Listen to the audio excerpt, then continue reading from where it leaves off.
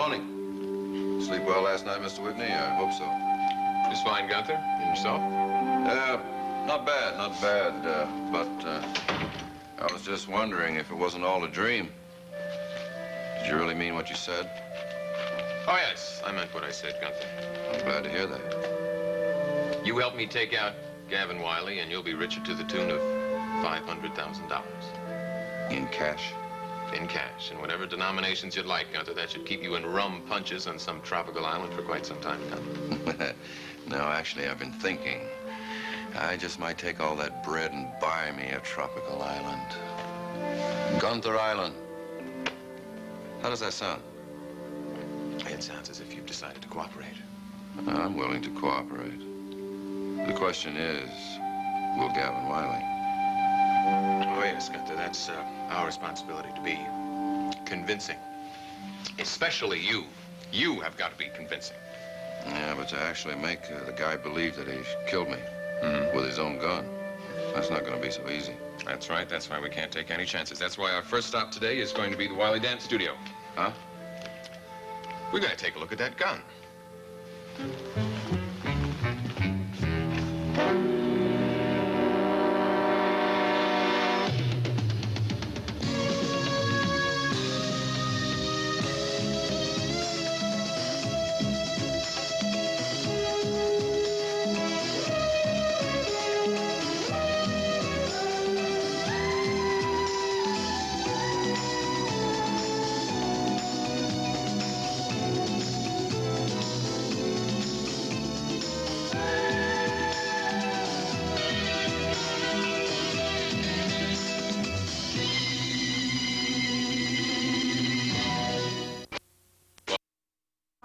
Recorder, Valerie, but this way it makes it easier for us to chat.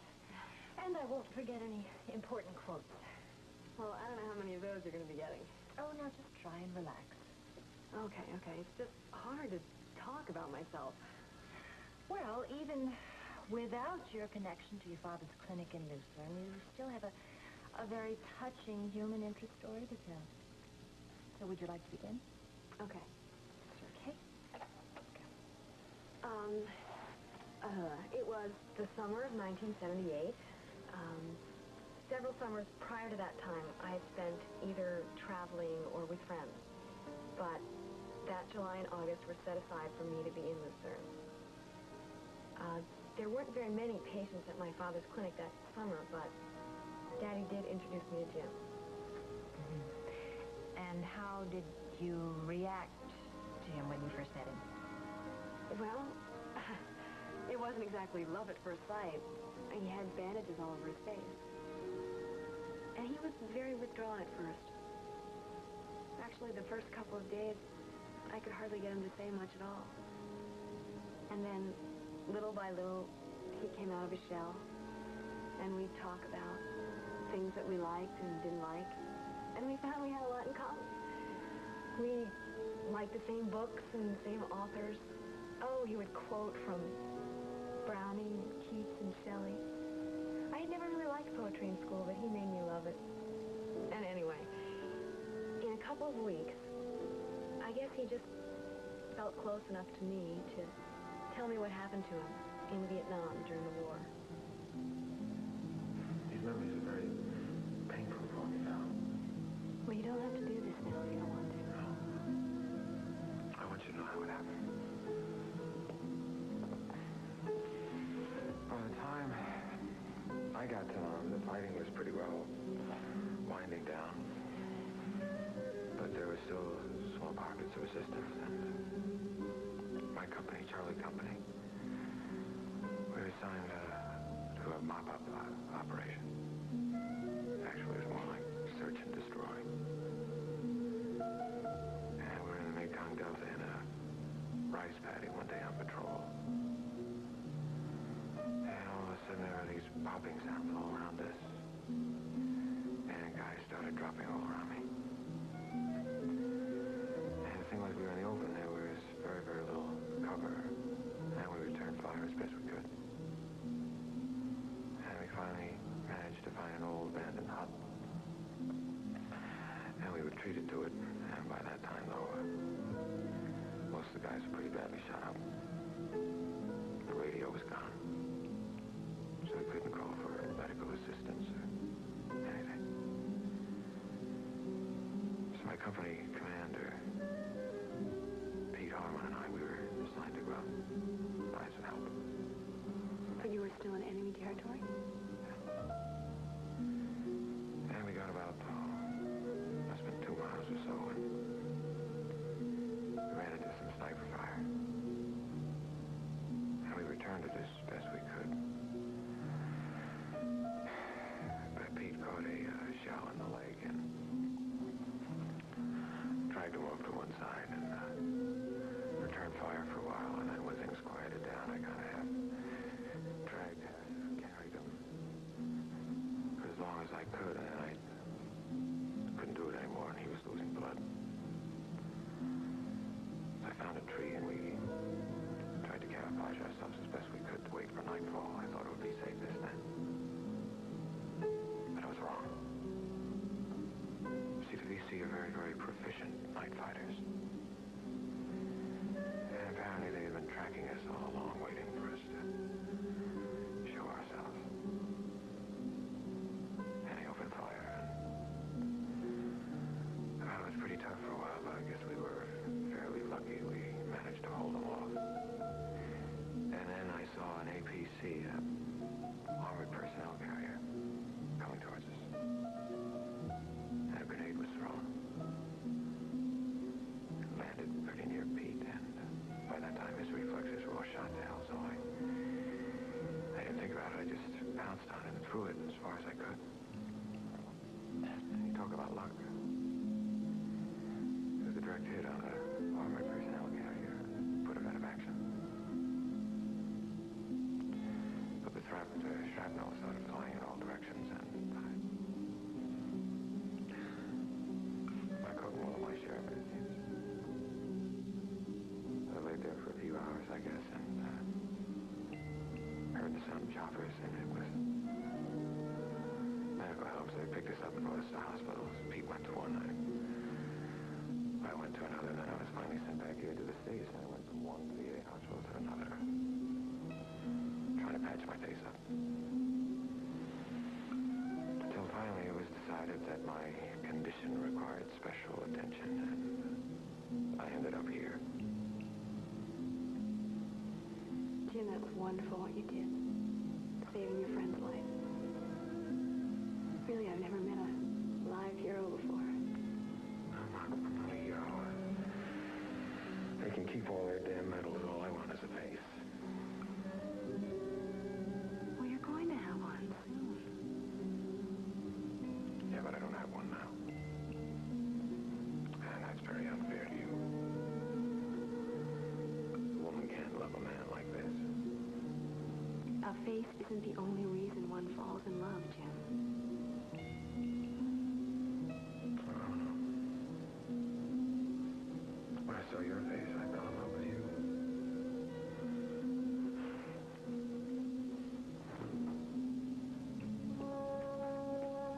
That must have been quite a moment for both of you. I still don't know if he meant what he said or whether it was just a moment. Well, how did you feel? Well, at the time, my head was spinning and I was walking 10 feet off the ground. I had never felt like that about anybody before. First loves are usually very special. You're not kidding. Face or no face, I was in love with Jim Dietrichson. Better for me. Okay, thanks a lot. If I don't get some new students in here soon, I may have trouble making next month's rent. Good morning. Hi, is it a bad time to stop by? Not at all. Come on in.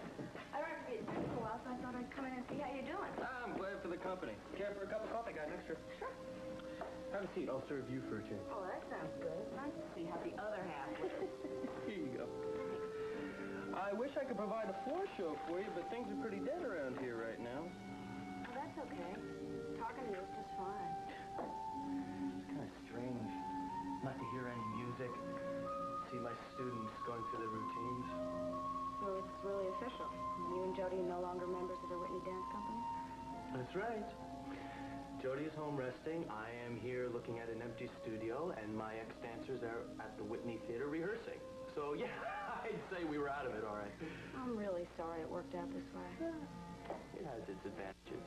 I mean, for one thing, I don't have to spend much more time with Skylar Whitney. Yeah, well, he's going to be sorry. I mean, how can he not be losing a talent like you? Thanks. If you ever decide to start a dance company, give me a call. What are you going to do now to make a living? Same thing I did before. I was a humble dance teacher before. I will be a humble dance teacher again. All I need now is students. Well, what happened to your old students?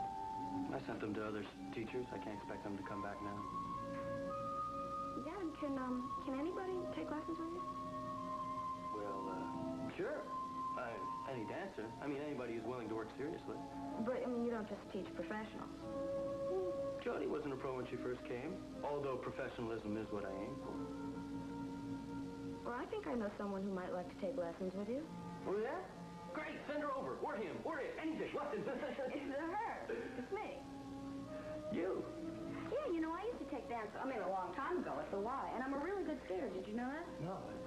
Well, skating's sort of like dancing, isn't it? Well, not exactly, Bobbie.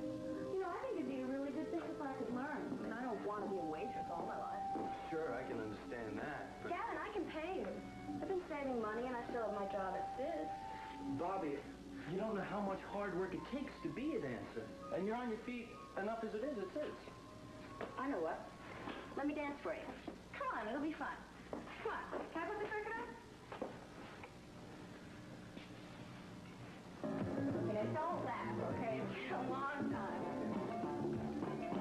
1, 2, 3, 4, 5, 6, 7, 8, and 1, 2, 3, 4, 5, 6, 7, 8, and 1, 2, 3, 4, 5, 6, 7, 8, and 1, 2, 3, 4, 5, 6, 7, 8, and 1. What do you think? Well, it was pretty darn good, Bobbie. It was better than I expected. You didn't forget. It's okay? It's okay? I mean, you'll take me on? Do you like teachers, Arnold? Well, you gotta understand something, Bobbie. When someone like me teaches a dance class, it's a kind of a group effort. I mean, I do work with individual dancers, but I work mostly with a whole group. So what difference does that make? Well, I like to wait till I get the whole class together to see how they work with each other. But you gotta start someplace. Oh, I get it. You just don't want to start with me, right? I'm not good enough. No, I didn't say that, Bobbie. You gotta understand how many people I looked at before I chose my last group of students. I mean, I turned down professionals because I didn't think I could help them.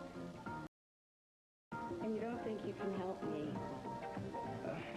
You want me to be honest, don't you? Oh, yeah, sure. I mean, you have to be, Gavin. I just didn't think there'd be any harm in asking. I better get over to Sid's and see if I'm still good enough to wait on tables. Oh, come on, Bobbie, don't take it personally. It has nothing to do with you. No, of course it's got nothing to do with me. You know, Gavin, if you want to be so honest, why don't you just say it? Why don't you just say it don't want to have anything to do with me? Oh, come on, Bobbie, it's not fair.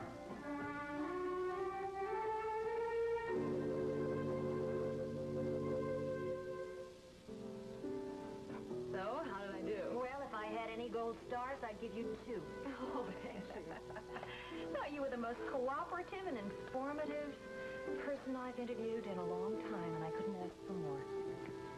Well, I guess I still feel a little bit strange, though, letting it all out. Valerie, there isn't anything wrong in expressing human emotions. Oh, no, but sharing that emotion with hundreds of thousands of readers sort of gives me the willies. Oh, please, I promise it'll all be handled very discreetly. Oh, Nancy, I'm sure of it. Really, I'm not worried. And you know,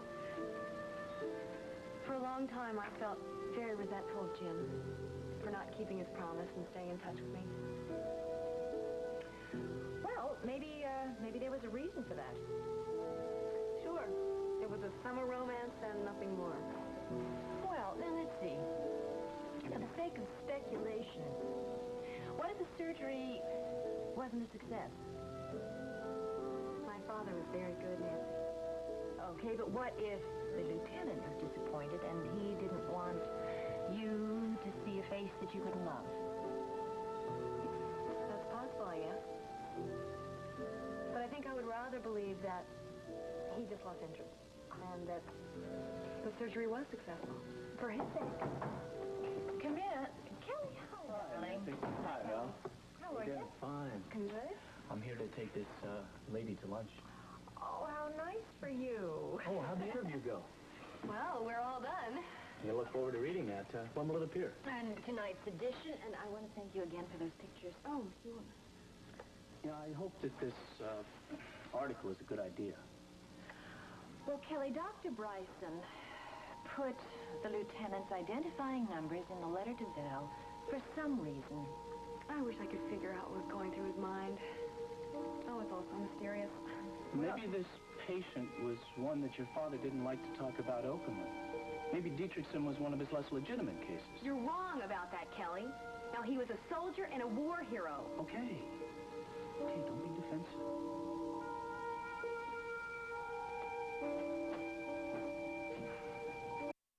Contract. Have you spoken to an attorney? I don't have to. Tear it up. Well, those are my sentences exactly, but what's it going to cost the Whitney Dance Company? Nothing. Do you mean that? Look, I'm just as anxious to quit as you are to fire me, and I don't take money that I don't earn. Well, you know, the company may be using some of those dances that you choreographed, Gavin, and you may be due some money. Consider my contribution goodwill. Now let's just tear up that contract and pretend the whole thing never happened. That's fine with me.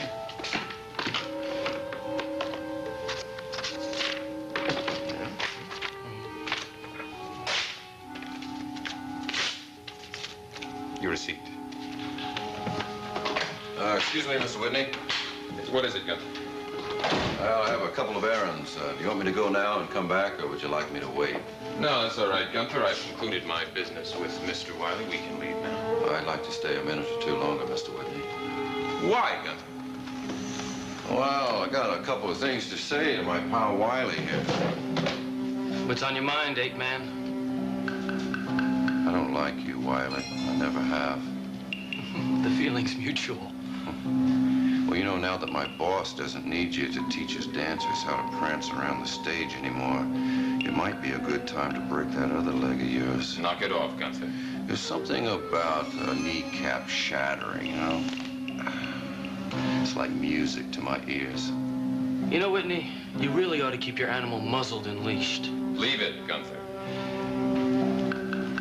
Now, I didn't like him when he threw the drink in my face. I'm going to teach you a lesson. Because behavior like that is very bad etiquette. I've just concluded a business deal here, Gunther. I don't want any trouble besides. The man is armed, remember? Well, I never believed that story about Twinkle Toes having a gun. Well, a fly swatter, maybe, to keep the mosquitoes off his toot-toot. The only fly swatter in here is a loaded .38 caliber pistol. Now, you're just talking tough. I'm from Missouri, kid. Show me. Satisfied? Well, would you look at that? Now, I have a permit for this, and I know how to use it. Now, don't second-guess me on that one, Gunther. Oh, come on, Wiley. You got no sense of humor. I was just kidding. I'll laugh when you're on the other side of that door. Right. Let's go, Mr. Whitney. Nobody ever gives me orders, Gunther. I still give the orders around here. That's right, Mr. Whitney. Pardon me, sir. You first, sir.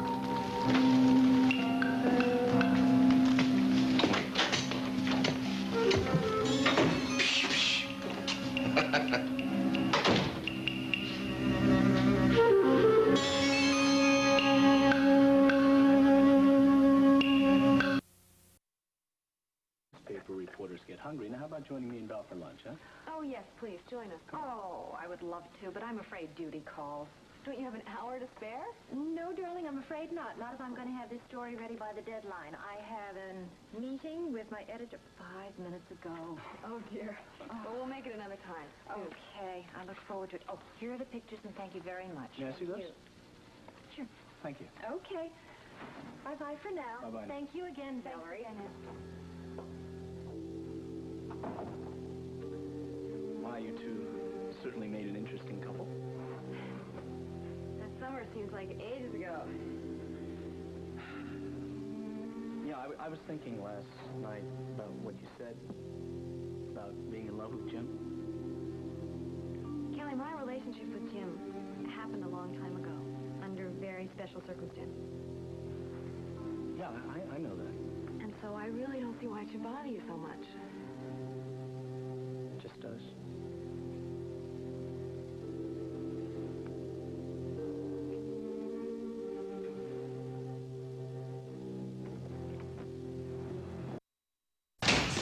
Well, Gunther, not only do we know where the gun is, we also know what caliber it is. Yeah, well, I guess the next step is mine, right? Well, don't worry, Mr. Whitney. The next time I see Gavin Wiley, I'll make sure he uses that little...